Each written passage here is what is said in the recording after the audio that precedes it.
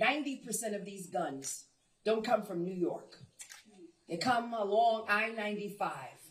They come from states with lax gun laws. The guns are here, and they keep coming with devastating consequences. And I'm sad in my heart, Dan, as a mother who lost 2 kids to gun violence.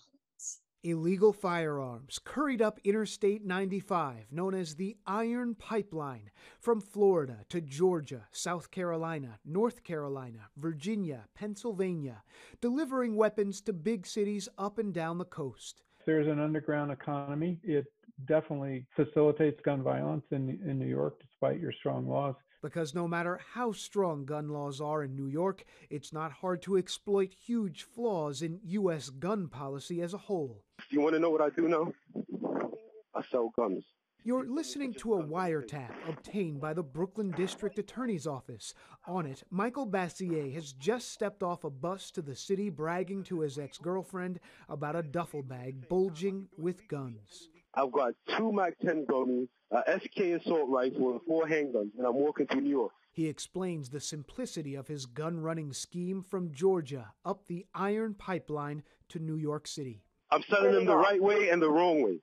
When I'm out of state, like in Atlanta and Georgia and all that, it's all legal. It's fully legal, but New York is completely illegal.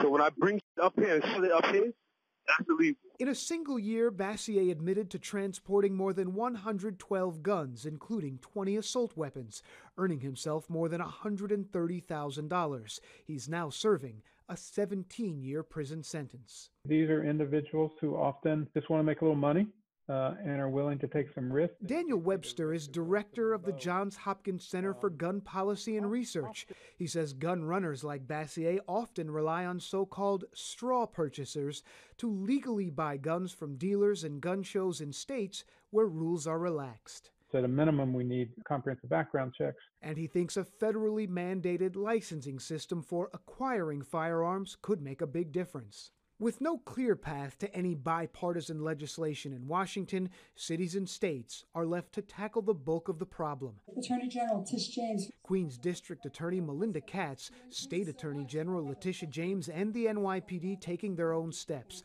holding a gun buyback recently, people turning in firearms for cash. They secured nearly 80 weapons in just a few hours. These guns right here, they are never going to hurt anybody. In the last 7 years, at least 4 NYPD officers have been killed by weapons originally purchased or stolen from gun shops down south.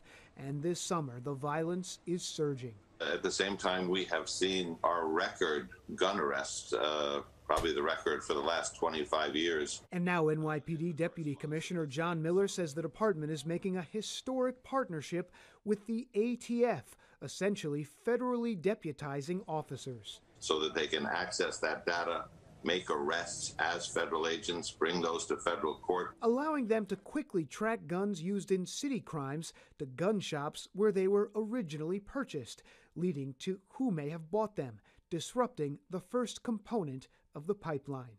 That person bought 5 guns that day. You're seeing those guns turn up at multiple locations. It's a significant but small piece in this web of violence that often results in the deaths of young black men living in inner cities.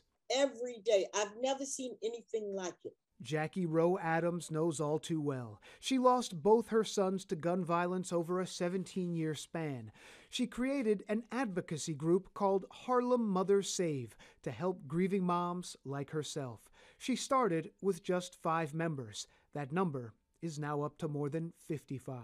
It's so many shootings, and it really takes a piece out of you. You get in that call, that phone is ringing in the middle of the night.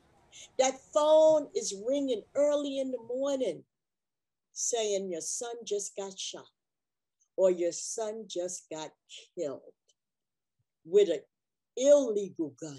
Harlem Mothers Save is supporting new legislation in New York State that would increase penalties and prison sentences for gun trafficking. That bill was introduced by State Senator Robert Jackson.